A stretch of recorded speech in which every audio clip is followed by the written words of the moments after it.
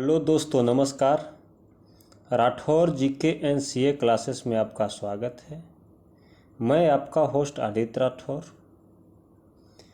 Current affairs से 15 महत्वपूर्ण question लेकर के आए हैं। आज का पहला प्रश्न है, आईपीएल के टाइटल स्पॉन्सरशिप के लिए अगले 2 वर्ष के लिए निम्न में से किस कंपनी ने समझौता किया है? Reliance industries, Xiaomi India, Aditya Birla समूह, टाटा समूह। इसका टाटा समूह है। अब वीवो आईपीएल नहीं, अब टाटा आईपीएल कहलाएगा। जो चाइनीज मोबाइल कंपनी वीवो को हटाकर टाटा ग्रुप आईपीएल का नया टाइटल स्पॉन्सर बन गया है। टाटा ग्रुप ने आईपीएल के साथ बतौर टाइटल स्पॉन्सर 2 साल के लिए करार किया है। पीटीआई ने सूत्रों के हवाले से बताया कि टाटा ग्रुप दोनों साल के लिए करीब 670 करोड़ रुपए बीसीसीआई को भुगतान करेगा। वहीं वीवो टर्मिनेशन के तौर पर 454 करोड़ रुपए का भुगतान करेगा।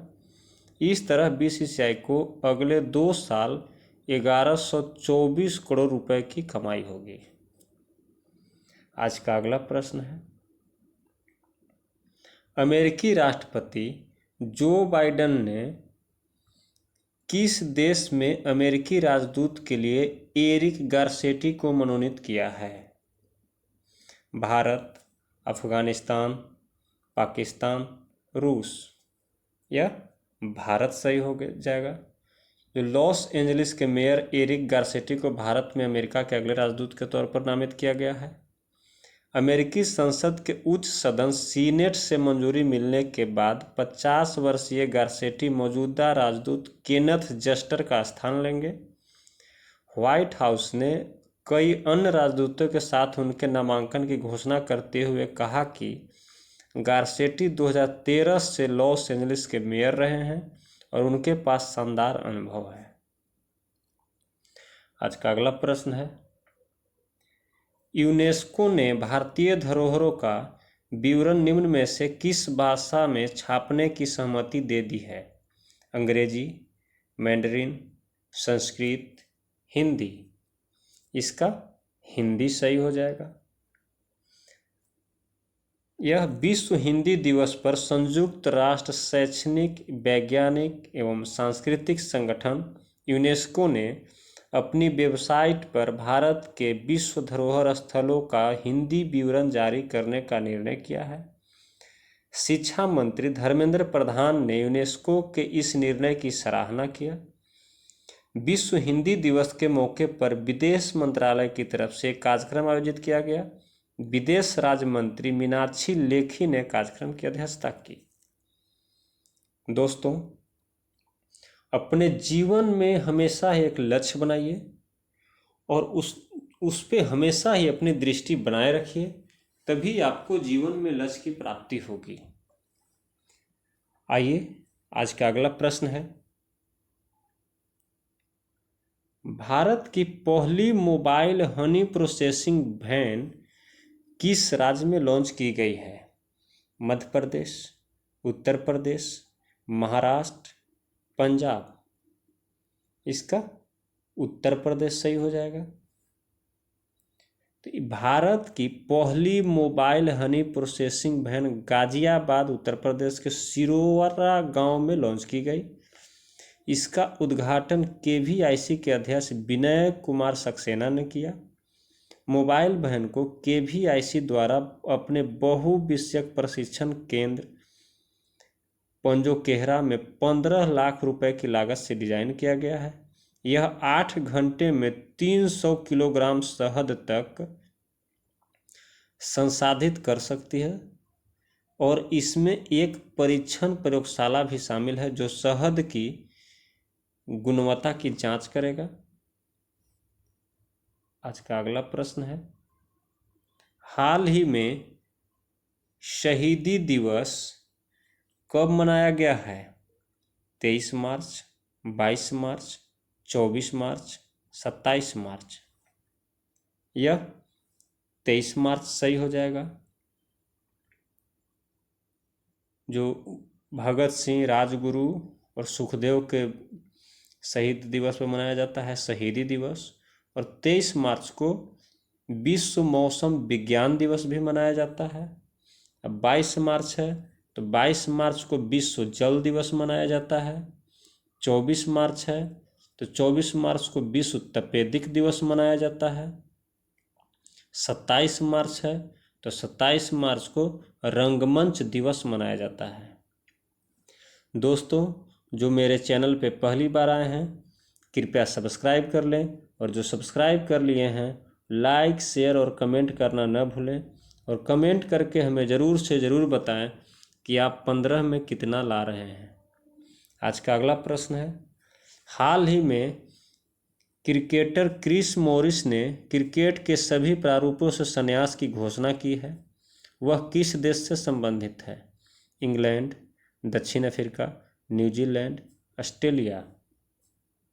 यह दक्षिण अफ्रीका के हैं, जो ऑलराउंडर क्रिकेटर थे, रिटायर हो गए हैं अब। इन्होंने 42 वनडे और 23 T20 अंतर्राष्ट्रीय मैच खेले हैं। मॉरिस ने 2016 के अंत में टेस्ट क्रिकेट में पदार्पण किया था और पारंपरिक प्रारूप में केवल 4 गेम खेले, जिसमें 173 रन बनाए थे और 12 विकेट लिए थे। वह IPL में राजस्थान रॉयल्स के लिए भी खेल चुके हैं। आज का अगला प्रश्न है, निम्नलिखित में से कौन सा शहर जल मेट्रो परियोजना वाला भारत का पहला शहर बन गया है? विशाखापट्टनम, कोच्चि, मुंबई, वाराणसी। इसका कोच्चि सही हो जाएगा। यह केरल का एक शहर है। दिसंबर 2021 में अपनी पहली नाव के लॉन्च के बाद जल मेट्रो परियोजना वाला भारत का पहला शहर बन गया है, जिसका नाम मुजिरिस है, जो कोचिन शिपयार्ड लिमिटेड द्वारा निर्मित 23 बैटरी चालित इलेक्ट्रॉनिक नौकाओं में से एक है। यह लॉन्च 747 करोड़ रुपए की परियोजना का एक हिस्सा है, जो कोच्चि वाटर मेट्रो लिमिटेड द्वारा संचालित है। नावों को वाटर मेट्रो कहा जाता है। आज का अगला प्रश्न है, हाल ही में ICC player of the month award किस खिलाड़ी ने अपने नाम किया है? Hanuma Vihari, Steve Smith, Shreyas Iyer, Ajaz Patel. इसका श्रेयस अय्यर हो जाएगा, जो फरवरी 2022 के लिए प्लेयर ऑफ द मंथ का अवार्ड दिया गया है, जिन्होंने वेस्टइंडीज़ के खिलाफ और श्रीलंका के खिलाफ बहुत ही अच्छा परफॉर्मेंस किया था, जिसके लिए इन्हें फरवरी मंथ के लिए ICC player of the month award से नवाजा गया है। आज का अगला प्रश्न है, हाल ही में भारत का पहला हेली हब कहाँ स्थापित किया गया है? गुरुग्राम, चंडीगढ़, जयपुर, गांधीनगर। इसका गुरुग्राम सही हो जाएगा। तो हरियाणा के डिप्टी CM दुष्यंत चौटाला ने घोषणा की कि गुरुग्राम को सभी विमानन सुविधाओं के साथ भारत का पहला हेली हब मिलेगा। हेली हब भारत में अपनी तरह का पहला ऐसा होगा जिसमें हेलीकॉप्टरों के लिए एक ही स्थान पर सभी सुविधाएं होंगी। हेली हब गुरुग्राम में बनाया जाने प्रस्तावित है और औद्योगिक क्षेत्रों नोएडा और भिवाड़ी के लिए आसान कनेक्टिविटी के साथ मेट्रो सुविधा के पास होगा। आज का अगला प्रश्न है, हाल ही में नॉर्थ ईस्ट फेस्टिवल का 9वां संस्करण कहाँ संपन्न हुआ है? इम्फाल, कोहिमा, गुवाहाटी, गैंगटोक। इसका गुवाहाटी हो जाएगा। असम का राजधानी गुवाहाटी है, जो नॉर्थ ईस्ट फेस्टिवल का 9वां संस्करण का गवाह बना। इस उत्सव का मुख्य उद्देश्य उत्तर पूर्व क्षेत्र की वाणिज्यिक और पर्यटन क्षमता को बढ़ावा देना और उजागर करना है। उत्सव का आयोजन लाइव संगीत और नृत्य प्रदर्शन के साथ एक कार्निवल के रूप में किया जाता है, जो खुले क्षेत्र में पूरे दिन आगंतुकों को आकर्षित करता था, जबकि व्यापार, आर्थिक, सामाजिक, राजनीतिक क्षेत्र के मुद्दों पर गंभीर चर्चाओं ने सम्मेलन हॉल में बुद्धिजीवियों को आकर्षित किया। आज का अगला प्रश्न है, हाल ही में डेविड बेनेट दुनिया के पहले व्यक्ति बने हैं जिन्होंने पिग हार्ट ट्रांसप्लांट प्राप्त किया है। वह किस देश के हैं? ब्रिटेन, रूस, जर्मनी, अमेरिका। यह अमेरिका हो जाएगा। यह एक अमेरिकी व्यक्ति हैं जो आनुवांशिक रूप से संशोधित सूअर से हृदय प्रत्यारोपण प्राप्त करने वाले दुनिया का पहला व्यक्ति बन गए हैं। 57 वर्षीय डेविड बेनेट बाल्टीमोर में 7 घंटे की प्रायोगिक प्रक्रिया के 3 दिन बाद अच्छा कर रहे हैं। मांग को पूरा करने के लिए तथाकथित जेनो ट्रांसप्लांटेशन के लिए जानवरों के अंगों का उपयोग करने की संभावना पर लंबे समय से विचार किया गया है और सूअर के हृदय वाल्व का उपयोग करना पहले से ही आम है। आज का अगला प्रश्न है, हाल ही में मार्क रूट किस देश के लगातार चौथी बार प्रधानमंत्री बने हैं? Jordan, Sudan, Nicaragua, Netherlands. यह नीदरलैंड सही हो जाएगा। अब नीदरलैंड है तो नीदरलैंड का राजधानी एम्स्टर्डम है और यहाँ का मुद्रा गिल्डर या यूरो है।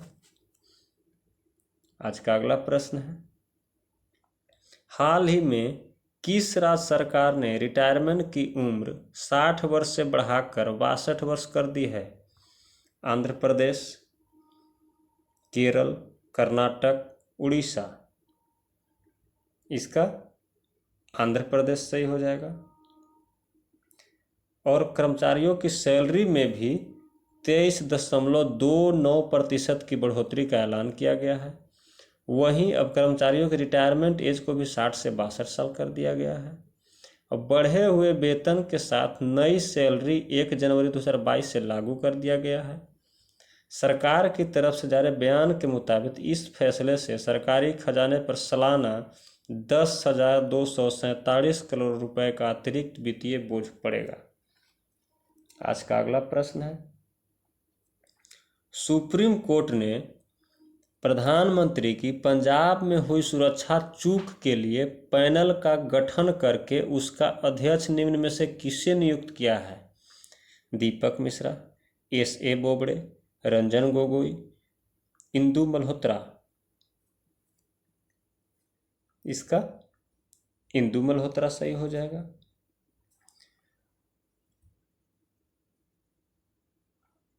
जो एक रिटायर्ड जज हैं इंदु मल्होत्रा, कोर्ट ने जांच पैनल में रिटायर्ड जस्टिस के अलावा NIA के DG, चंडीगढ़ के DGP, पंजाब के अतिरिक्त DGP और पंजाब एवं हरियाणा हाई कोर्ट के महापंजीयक को जांच समिति के सदस्यों के रूप में नियुक्त किया है।